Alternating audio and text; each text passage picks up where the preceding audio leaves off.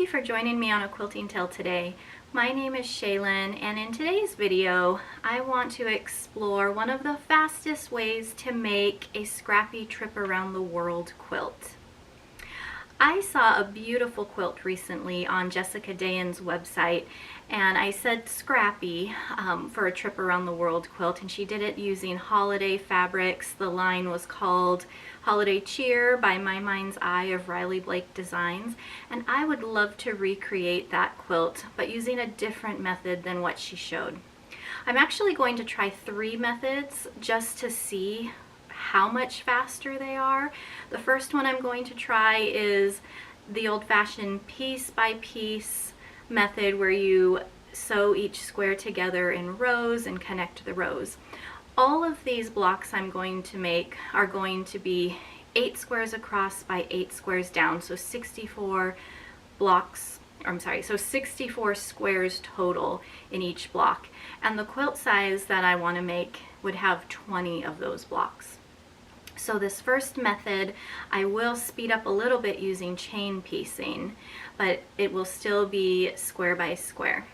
The second method is going to be a more popular one I've been seeing lately, which is to make strip tube units and subcut them, and then I'll show you that process, what you do with those subcut pieces. And so I'm going to try that one and see how much faster it is than the traditional method.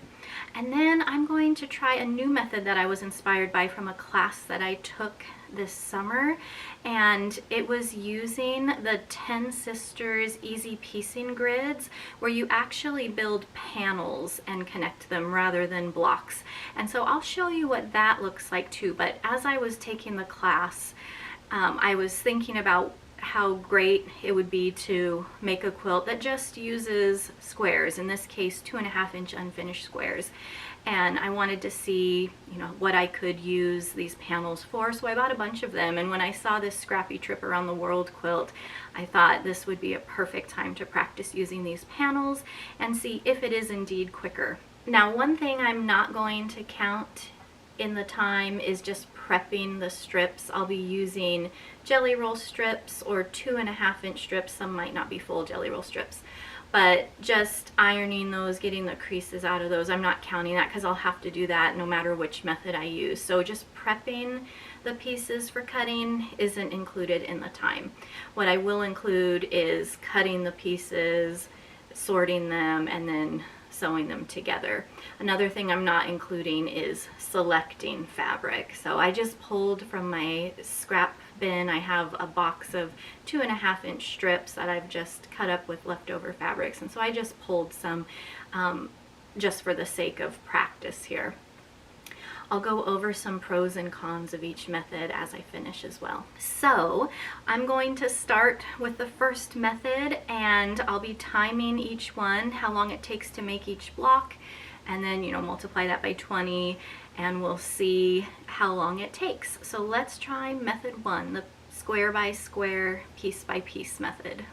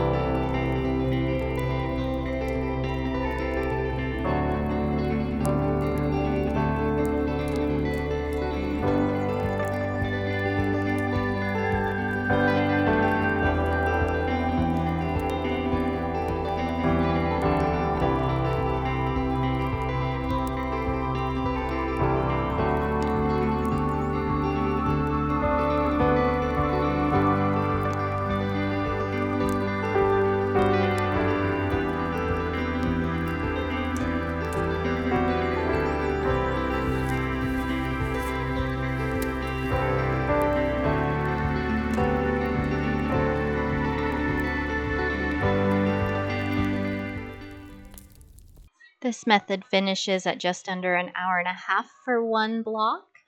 And just taking a look at it, the intersections look pretty crisp and accurate for the most part. It's also very flat. There are a few spots where the points didn't quite line up, but not very many. So overall, nice looking block. All right, so I have my notes on this first block using the square by square method. And this first block took 1 hour and 27 minutes to make. I did my best to pause whenever I had to, swap out laundry or get one of my girls a glass of milk or whatever the case may be. But about 1 hour and 27 minutes. So when I multiply that by 20 blocks, that's going to be exactly 29 hours. So that does not include sewing the 20 blocks together to complete the top. I would say probably another 2 hours to do that. So about 31 hours I would say it would take to complete a 20 block trip around the world quilt. Now, one of the benefits of this method is you can truly make it scrappy. Each diagonal row can be its own fabric. So there's really, I think I counted 15 different fabrics in here. So you can really use a lot of different fabrics with this method. Some drawbacks are getting that scant 1/4 inch seam. If it's not just right, you have so many seams within a row that trying to get the 16.5 unfinished square size that I'm looking for, I came up a little short. This one measured more like 16.25 inch, because if you're just off, an 1/8 here, an 1/8 there, those 1/8ths add up quickly. And so if they're not exactly 2 inches, you might not get the unfinished size you want. Now, if you make the same errors pretty consistently, then they should fit together nicely. They might just be a little smaller than the projected size that you were hoping for, but not a big deal, but just something to think about. All right, let's look at method number 2, which is making a strip tube and subcutting.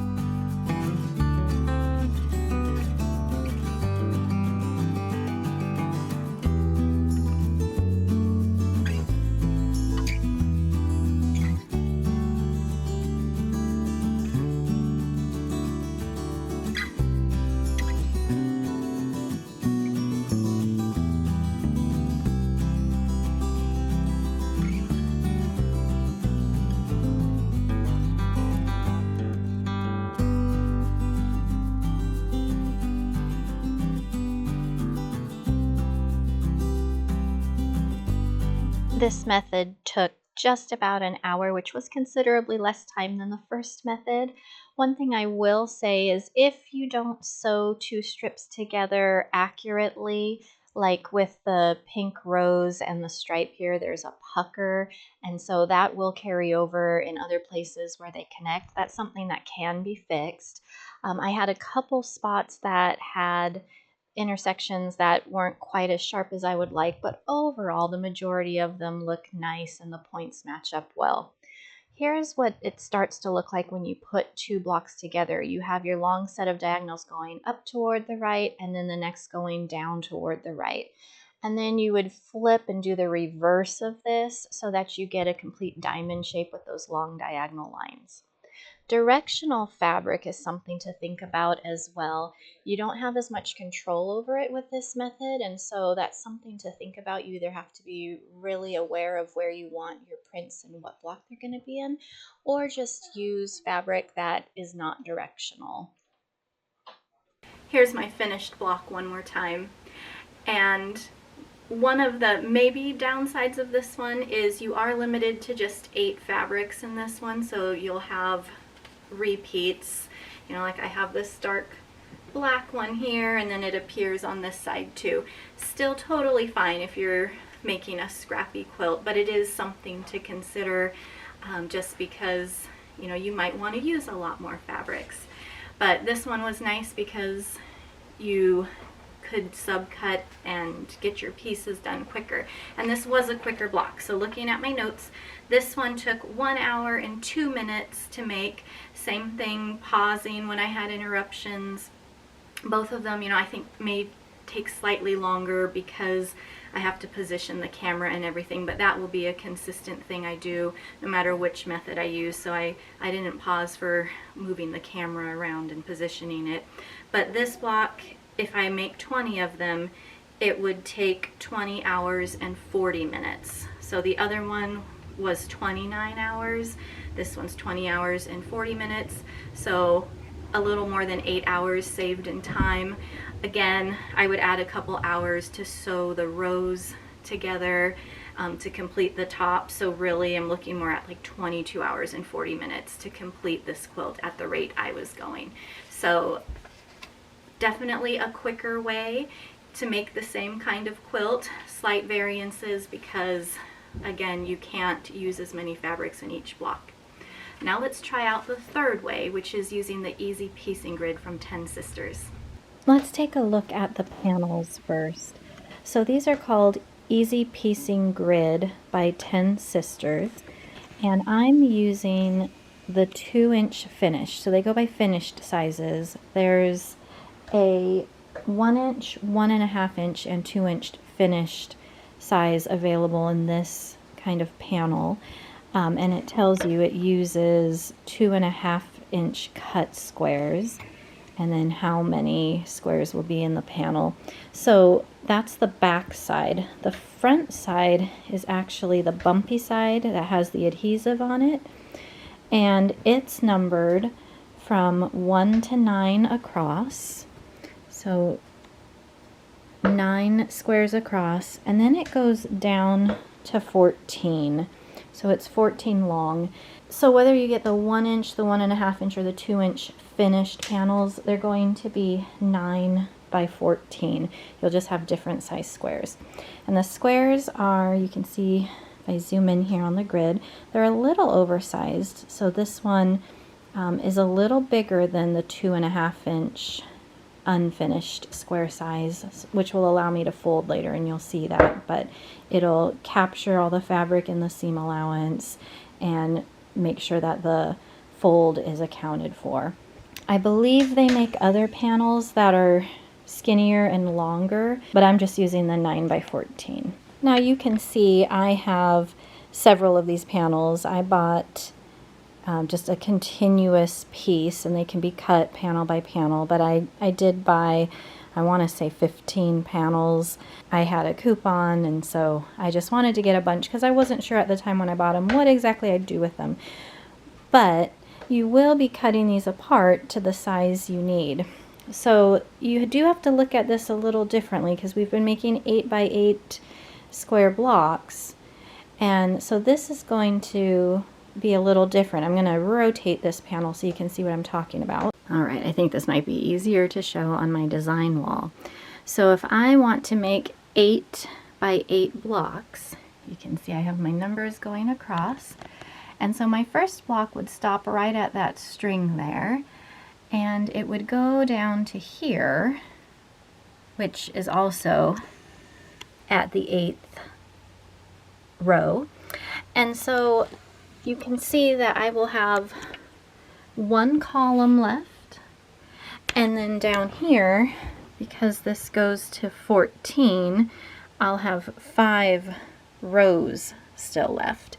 And these can be cut and reattached. You'll see there's a little extra on the side here where you can actually layer the panels and fuse them together either with a glue stick or with an iron. And so I'll be doing that in this process. So what you have to decide from the get-go is how many panels you want to fuse together at a time. So I could fuse all of them and make the full-size quilt, but I feel like that would be a lot to maneuver under the machine. And so I think I might just make a row of panels at a time. So I've done some sketching to see how many panels I'll need to attach to go across and down to get all 20 of these 8 by 8 blocks in there. But I'm really going to be building panels, not blocks. But I think I will keep the string on as I'm building them just to keep it straight in my mind and not confuse anything. So that might be a downside to this, as it could be a little confusing, but I want to see if it's faster, and especially since I have a written, drawn out plan, we'll see how it goes. Here are the important supplies for making the top. I selected 6 Riley Blake Design Basics that Jessica Dayon had suggested that coordinate with the holiday cheer fabric line I'll be using. And I didn't see how much of each she used. I just went ahead and got a 1/4 yard of each.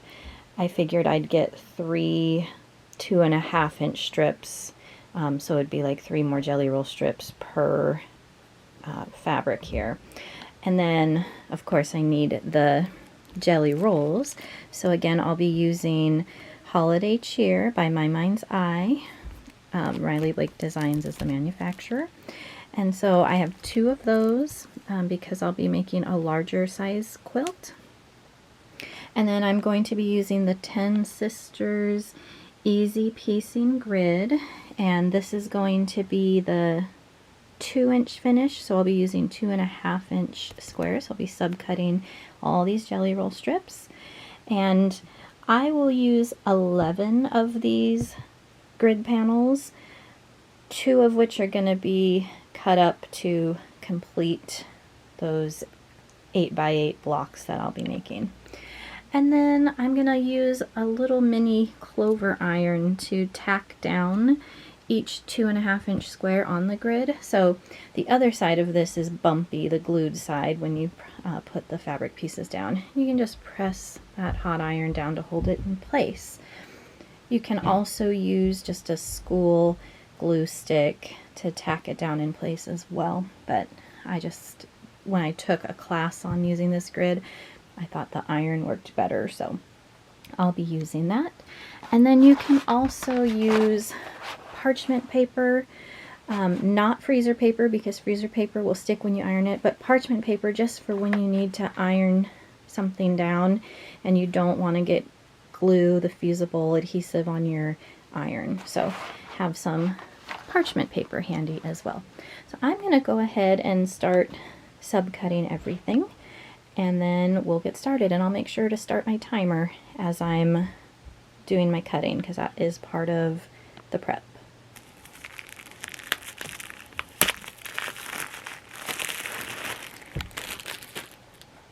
So I think this is one of the fun parts, is taking out the jelly roll strips. And something you can do to help combat all the lint and fuzzies is just take a lint brush to the top of it, roll it over, And do the same. Might even be easier to do that before taking the rubber band off, but this will help. You can see it just looks like confetti. All right. So I'll do this for both.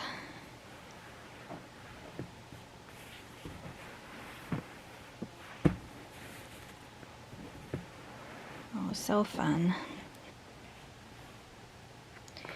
When I lay these strips out, I use the lines on my ruler to just make sure that they're not going crooked. And I stagger them so I can fit more in each cut with the Stripology ruler, but I'll use the dotted lines on the ruler, and just trying to make sure that they're straight. And then of course lining up the edges.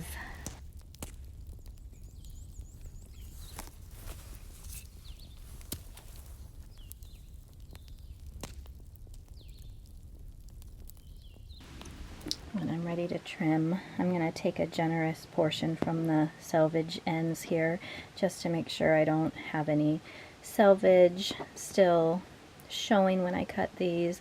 I'm going to make sure that my solid line at the 0 mark is lined up along the edge of my jelly roll strips all the way down to the end. And the nice thing about this Stripology ruler, here's the information for it, XL ruler. The nice thing about it is that there are markings, like the squares show every 2.5 inches, so I don't have to do 2.5 plus 2.5 is 5 plus 2.5 is 7.5. I don't have to keep doing that and be more likely to make a mistake. So I just need to remember to do each square. And here's the fun part.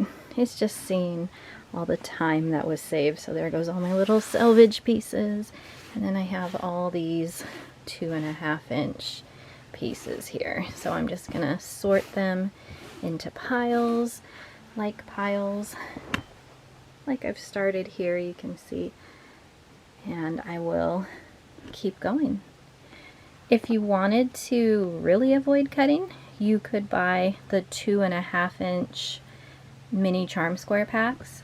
You would need 16 of them though, so that would be a lot more pricey, but that's another option though. If you end up making some cutting mistakes, you don't have enough squares to do this, you could just buy a mini charm pack to hopefully have enough if you find you came out short or made some cutting errors.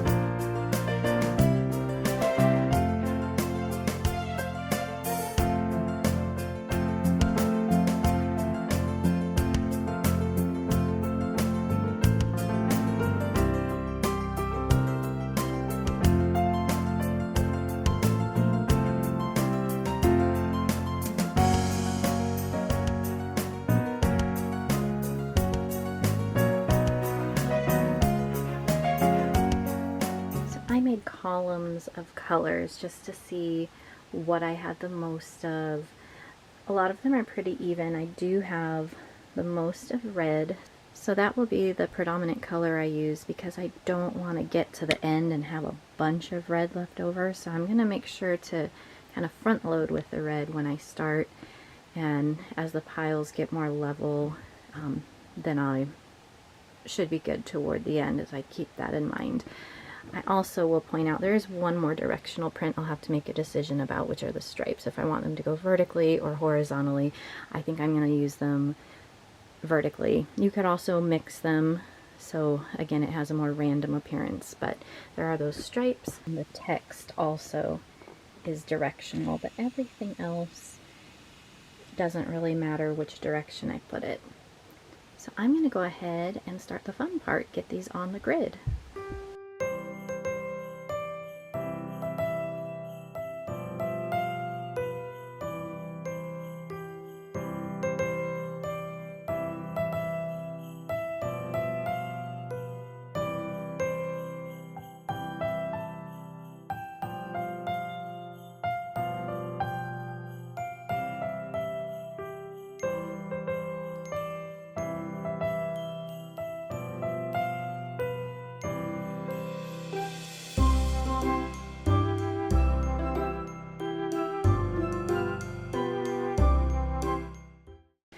Alright, I am ready to start tacking down my first diagonals of fabrics.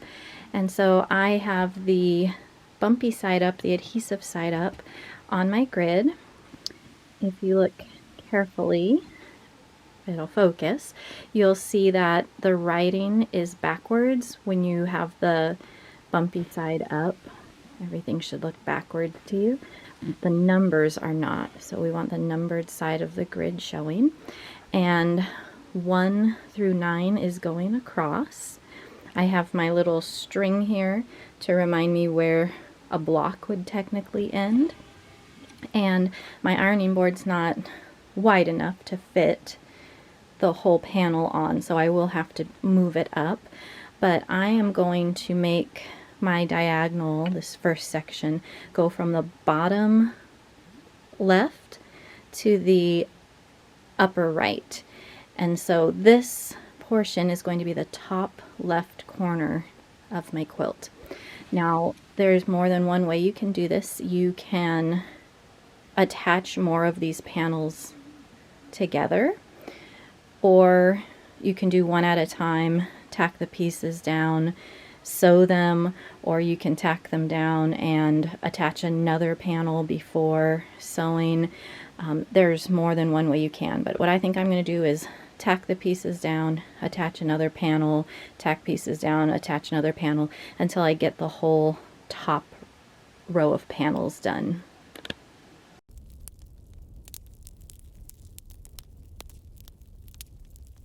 Alright, so this is as far as I can go without pulling the panel up.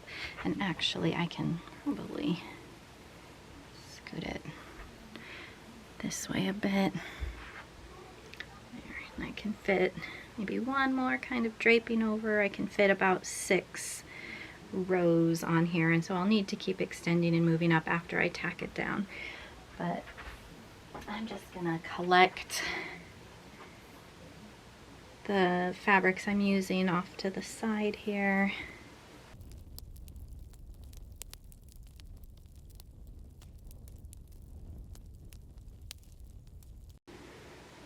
And they don't have to be perfectly centered, which is the nice thing about this grid, because the squares are a little larger than 2.5 inches, the unfinished size.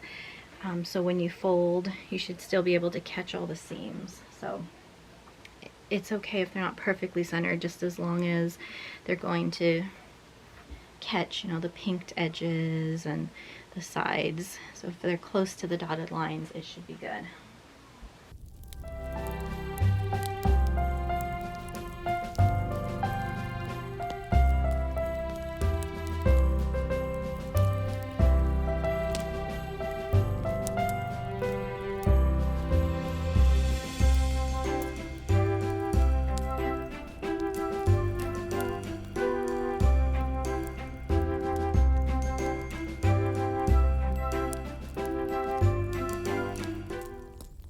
here's what I have so far, and I still need to extend down 2 more rows. I have up to the 6th row, but I'm going to go ahead and tack down with my little clover iron. Remember, you can also use a glue stick, put a dot of glue on each just to hold them in place before ironing, but I'm going to use that little iron, so let me get that heated up. So now I'm just going to take my clover iron, and I have it on the high setting. And your iron temperatures might be a little different, so I would recommend starting with just a few seconds holding it down, let it cool for a few seconds, and then see if it stuck. If it didn't, hold it down a little longer. So I had tried about 3 seconds. That didn't help it stick, so I'm gonna do about 7 now. I'm gonna do the upper corner piece, which you can't see as well in the camera here, but I'll make my way across. I'm going to be careful with the stripe. That's the only one I'm concerned about, you know, making sure that they're not going crooked. So I want to tack that down. Again, just holding the iron there for about 7 seconds. The others, it's not as critical that, you know, they're straight up and down. As long as the edge is within a 1/4 inch of that dotted line, it'll catch in the seam allowance. So you know it's working if you give it a little tug, it doesn't come off. And the nice thing about the iron, let me demonstrate on this one, it's stuck. If you realize you made a mistake, you don't want to pull and rip it off, because that will tear the grid below. So what you can do if you make a mistake is just take the iron and reheat in the same spot where it's stuck down, and while it's hot you can lift it up, and that spot right there is still a little stuck. So I would just heat it again, and then it comes off without damaging the grid. But I did want that one right there, so I'm gonna tack it back on. I'll do it in a different spot. Again, this is just a placeholder until we sew. It just keeps it, you know, from falling off later. Alright, so I'm just going to go ahead and hold my iron down. Like I said, mine takes about 7 seconds is what I found holds it. Start lower, see if it sticks. You don't want to burn your fabric. But I'm just going to continue until I get as far as I have set up, and then I can scoot the panel up and finish the rest of this first block.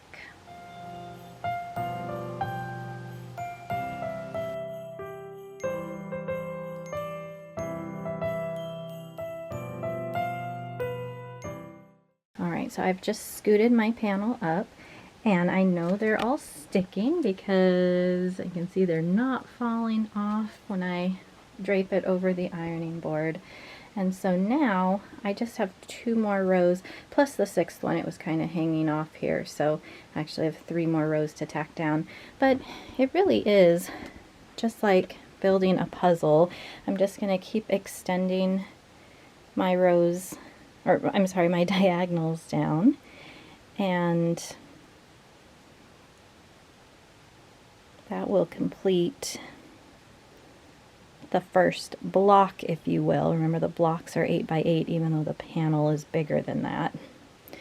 So I just held on to the piles that I know I needed to finish the diagonals.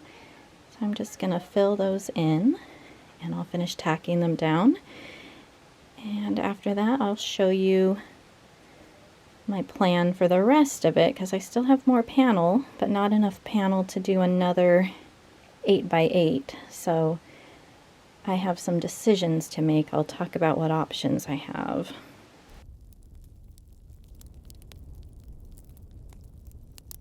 And now I need to pick 2 more fabrics to finish these last 2 diagonals. Alright, so my first block, if you will, is done, and one thing I would do before proceeding is just lift it and give it a little shake just to make sure all the pieces stay on, and these are. And so now I have a couple ways I can go, and really I think this is just personal preference. You can build this whole panel, including the partial blocks on the bottom and the side, and then sew it, and I'll get to the sewing in a moment. The nice thing about that is it's smaller because it's just one panel, so it's much more manageable under the machine. The downside is it's going to be more trips to the machine. So you could also attach another panel now and keep going, which means, you know, more bulk under the machine, but it's also longer, more continuous seams that you're going to be sewing. So you might like that better, not having to make as many trips to the machine. What I wouldn't do is attach all the panels across and all the rows of panels below, because that will be way too much to manage under the machine. But I think I'm going to just try attaching 2 panels and see if that feels pretty manageable. And if it doesn't, I'll just do 1 panel at a time. But I'm going to attach another, and I'll show you how I do that. And I'll also show you the sewing. And I'll finish building the partial blocks down below here and off to the side. Once I attach the next panel, I'll get another set of 8 across, and you'll see. And just so you can see here, this is my set of, like I said, I have about 15 of these, and there is a dotted line showing you where to cut to separate each of these grids. So I'm just cutting one of those off as well before I attach it to the one I've started on. Alright, so I've cut the right side off of the panel that I'm using, and I have the second panel I'm going to attach, still bumpy side up. The writing should be backwards, but you should see the numbers going across and down. And so I'm going to use the little plus signs as a guide to help me align the lines of the other panel, and I'll tack it down with just some school glue, the water-soluble glue stick. And I'll just put a little on the under layer here and just attach it down, adjust it as you need to.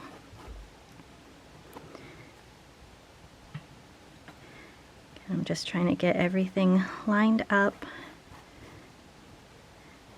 so the dotted line from the one panel is lining up with the dots on this next panel. And I'll go all the way down, but just to give you an idea of the process, it'll look like this. And then I will take my parchment paper and my regular large iron,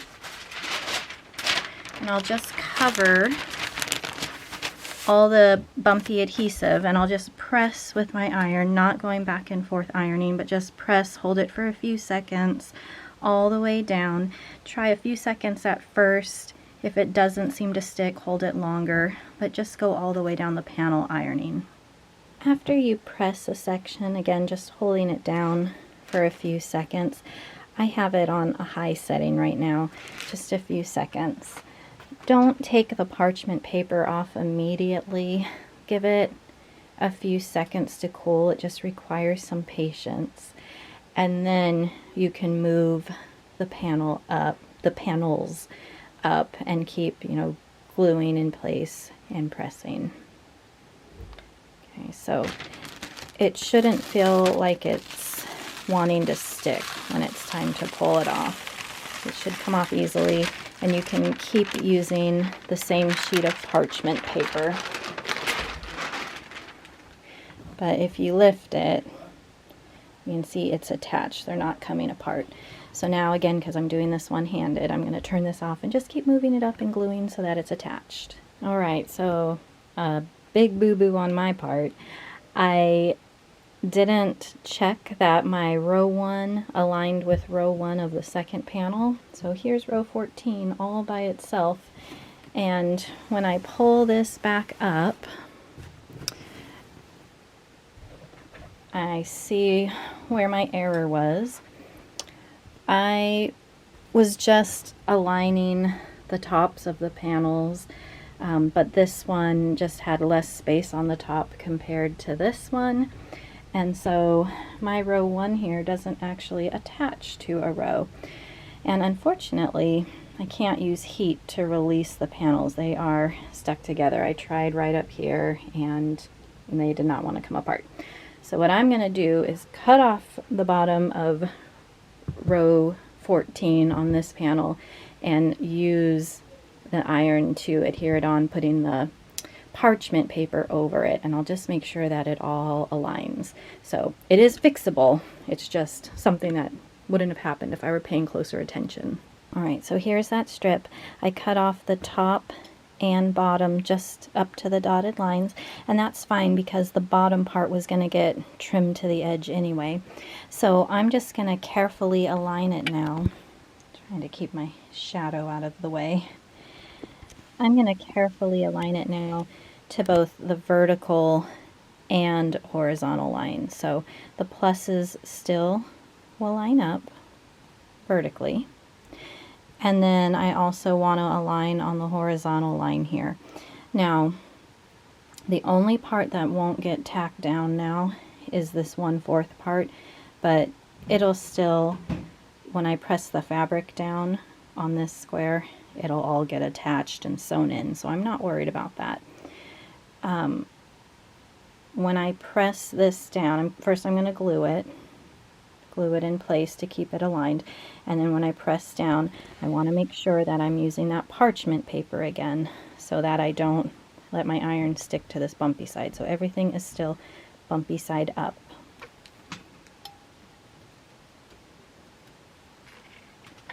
Okay, so again, I'll give it a moment to cool and we'll see how that worked.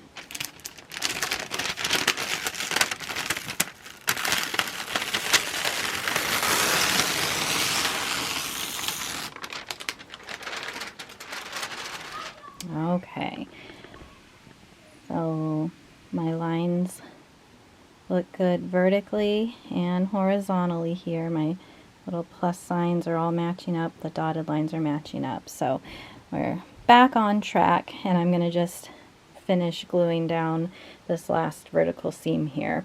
So teachable moment, maybe that's a good thing because I can show you how to problem solve through some of it. Okay. My seam is done, and now that I've gained another ask me how I know moment, we're ready to continue making the next 8 across and 8 down. So I've counted and double counted 8 across, and I have my little string here to keep me on track. I have 2 extra columns left, so that will be for when I attach the next panel, and then I'm going to keep doing the same thing. Now, since this red stripe was my main diagonal, the longest one that had 8 pieces going diagonally down, I have to decide, or I should have ahead of time if I had wanted to. I'd want to make sure I have lots of these, because if I want it to be consistent with that red stripe making the full diamond shape, you know, I'd still use it going from the upper left going down to the bottom right. I want it to be totally scrappy though, so I'm not going to match that. But if you do, and then you had a panel above or below, you'd get a little box of 4 where the blocks would meet up, and so that's just a look that you might like or want to go for. I did not want to do that on this, so I'm going to just keep building and making another one, this time again going from the top left and going to the bottom right. So I know when I hit my little ribbon here, like with the polka dot and the red, I won't need to keep extending down. On this side, I'm just using the last column of what would technically be a block to be my stopping point, so I know when to stop when I hit these. In case you're wondering, the strip that I had to glue on top of the panel, these still stick to it, still tack them down the same way. It does feel slightly thicker, but not by much. This is really thin to begin with, so it's not going to be any thicker than the seam that connects the 2 panels, so I'm not worried about it, especially once the batting and everything is added in. I'm going to go ahead and move this up and keep going with the last 2 rows just like before. And just remember, every time you adjust, to make sure it's smooth. You don't want ripples and things getting tacked down and shortening the sides. So just make sure it's smooth. Don't tug too hard because it is a little delicate and can rip, but just smooth as you go. I have my line to remind me of my 8th row here. Alright, I've lifted it and made sure all of these pieces are tacked on. So now, instead of attaching a third panel, because I think that just might be too much to work with under the machine, I'm going to just start what would be the third block. And I'm going to start at the bottom this time. And I know that this bottom corner is going to be the longest diagonal. I'm going to, since I went from top left to bottom right, I'm going to go the opposite now. I'm going to go bottom left to upper right. And this square on the bottom is going to be the longest diagonal of 8. So that will be the most predominant color here. And I'm just going to build it partially, and then separately I'll build the third panel without attaching it just yet, and I'll just build it side by side so I can keep extending it later. But I'm just going to get this one started, and then I'll do the same for the bottom portion. That's not quite 8, but I'll work on it the same way. Alright, so the first 2 columns of the next block are done, and you can see I just made a little pen mark right here to show that I'm only 2 in, because when you look at the whole thing, it might be a little confusing to see where the new diagonal starts just because there's so few of them. So I wanted to make that mark just so it was clear when I add the next piece that I only need to go 6 more across to the right. Alright, I'm back on the far left side now, and again, just working with 2 panels seems to just fit my ironing board, so I don't want to work with more than that, because otherwise, again, I'll be dealing with a lot of draping pieces. So I've gone 8 across, I have my ribbon to mark it, and it only goes down 6 rows, so when I attach the bottom panels, I'll need 2 more to complete this. So since my last, the block, if you will, above it was going diagonally from bottom left to top right, I'm gonna go from the top left this time and down. So the idea with the 8 diagonals that connect is to make one big diamond. So I'm gonna again go down this way. All right, there are the first 2 panels done, and you can see it's looking like the top corner of the diamond shape forming. The bottom is a little cut off, so it's not perfectly centered right now, but it will look all symmetrical once all the panels are connected. But it might not look like much right now, but the next part is the fun part. That is sewing, so it'll start straightening these up, and you'll really see the magic of this grid.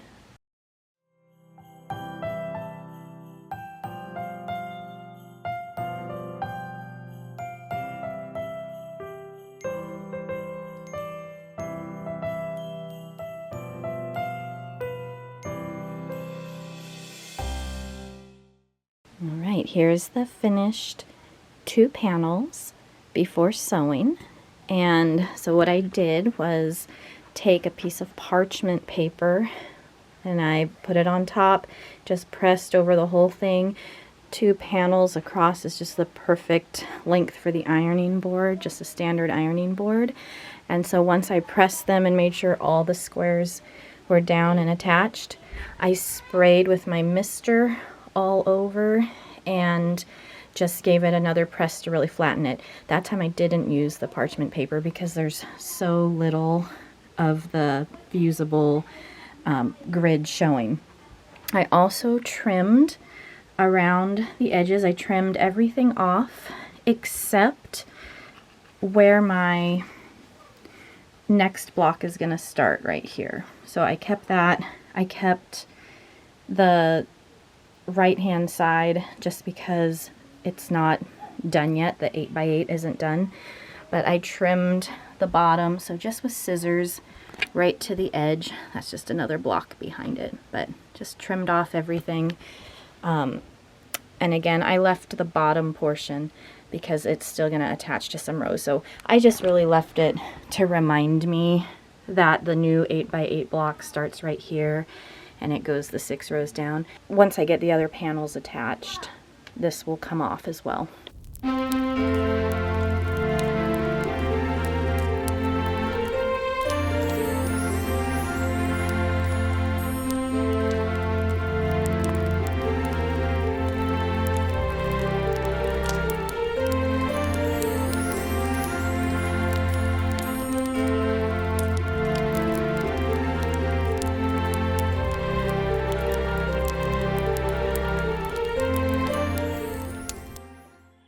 At last, it's time to sew, and this part's really simple. You just fold along the dotted line and sew a 1/4 inch away from those dotted lines. It doesn't matter if you sew columns like I am here or rows, as long as you just stay consistent. Later you'll do the other direction.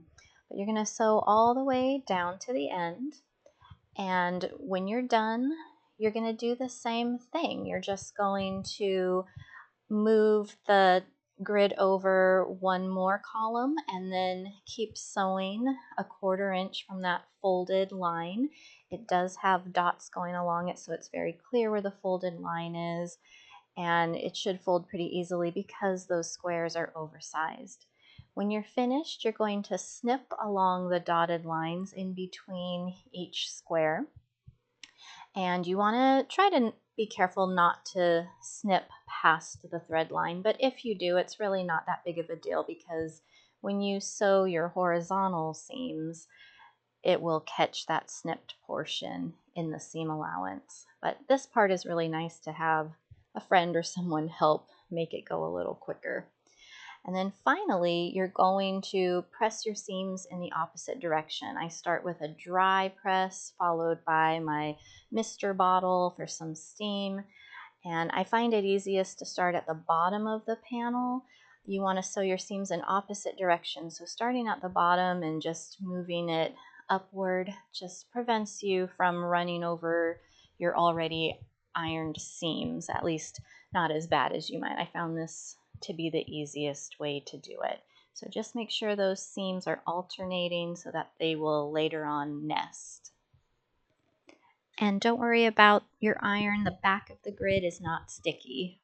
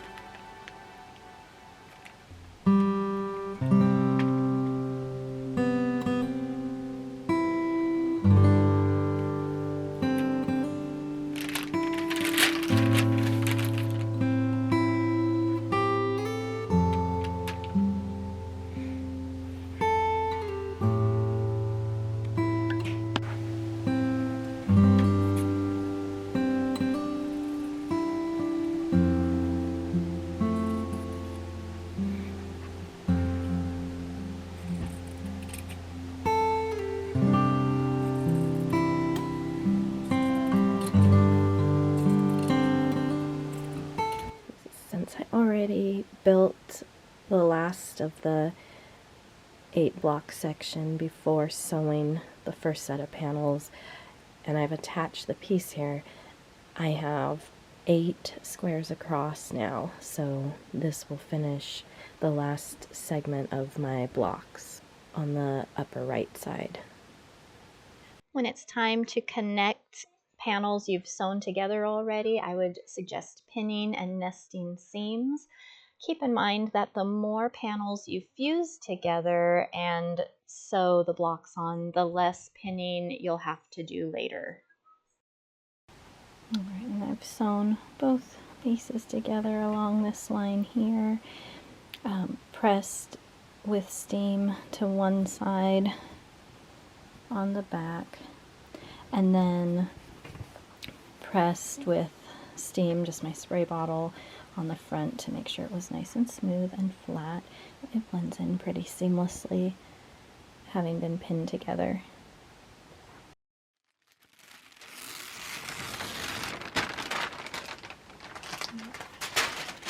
I just finished fusing a whole row together. So I have a single piece I cut off from a new panel. This is what was left over from the last panel I cut into, and then I fused 2 more whole panels together.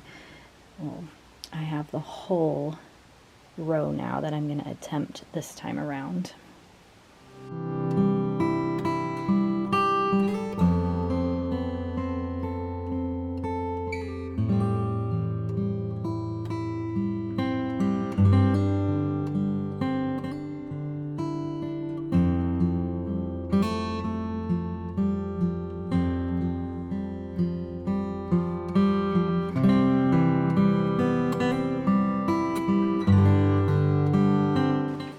Here is the final quilt all finished.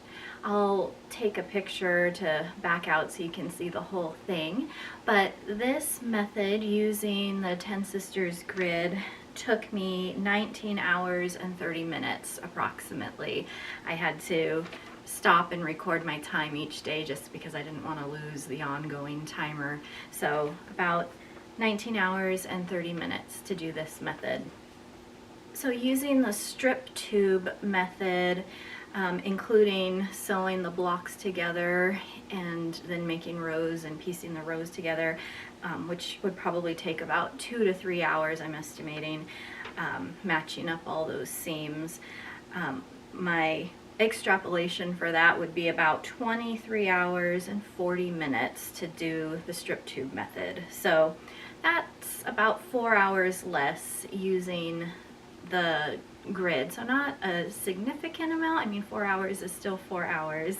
The traditional piecing 1 by 1, and that still included doing chain piecing, so that shortened it up a little bit too, but that method would have taken 32 hours, including sewing the top, all the rows together. So that one is significantly more. You can save a few hours using the grid. I will say that there were a few things I found along the way to make this process even quicker. Like in the beginning, when I was cutting all the 2.5-inch pieces, I was taking the time to sort and turn each pile so the right side was facing up. And after about 45 minutes of that, I thought, you know what? This isn't a good use of time, and I stopped and just, piled them all together by like fabric and flipped them as I needed them. And so there were a few things that I think I could have shaved even more time off of, that had more to do with just getting organized. But the grid itself, it did come together and it got faster as I went, so I would still lean toward using the grid. One thing to consider though is the cost of the grid. Each panel I got on sale for about $9, and this particular size quilt took 11 panels. A couple of them I had to cut up and piece to get the right number of columns I needed, but it would take 11 columns to do, which is, $99. You're looking at over $100 extra to make a quilt like this using the grid. So that's something to factor into. It saves some time, but it does cost more for a larger quilt. On the positive side, the accuracy and the points matching up are really impressive. When I look at this, I think all the points are matching up, and it was real easy to get them to do that. So if you want it to look very accurate, that is definitely a bonus. The back side has the grid, and so it kind of captures all those loose threads. You're not dealing with a bunch of stray threads trying to, you know, stick to the lighter fabrics and having to pull them all out. It's very clean on the back. I will, after I get this long-armed quilted, I will wash it and I'll do a follow-up video about how it feels, if it feels any stiffer or feels about the same as a regular quilt, because I am curious with the grid about shrinkage and how the quilt feels afterward. But it does feel very light and thin here. It just, right now it just feels very flat when you touch the top. So we'll see how it turns out quilting. But those are all things to take into consideration: the accuracy, the tidiness of the back, and it's a little faster. On the con side, it does cost more to use it, and some people might see it as, well, that's cheating using that grid. And so, you know, if you really pride yourself on doing everything based on your cutting and piecing skills, you might not want to use a grid like this. The challenge in this grid is it's kind of like a puzzle. You're not making blocks, you're connecting panels, and so to make them all come together, you know, I sketched it out to make sure I was doing it correctly. So there is a little more challenge in that, and so it just depends on what you're looking for. But I really like the accuracy of it. I love how it turned out, and it's great that it saved me a bit of time. So overall, let me know, do you think you could see yourself using a grid like this, or you just stick to the strip tube method? Either way, you're gonna get a beautiful quilt, and I'm so excited to see how this one turns out once it's all quilted and get the binding on. I can't wait to use it next Christmas. Thank you so much for watching. We'll see you next time.